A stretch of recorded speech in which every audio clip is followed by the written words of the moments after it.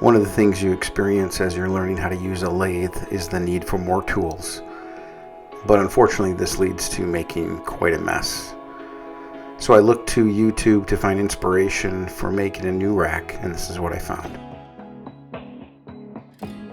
The concept was simple: make the tools easy to reach and be able to select the correct tool by noticing what the blade type is. I went to SketchUp and I made this prototype. I was able to use my CNC machine to make the sides and the blade holders.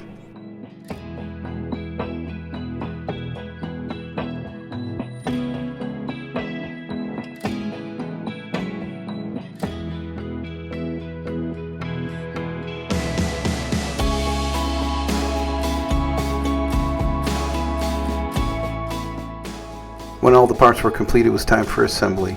I used my pneumatic nailer to give me the initial hold, and then used wood glue and screws wherever necessary.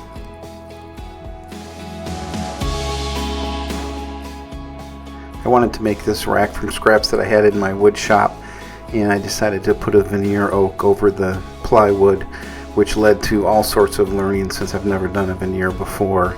My big learning was do that before you do any other assembly, and then assemble on top of the veneer. Makes it much easier.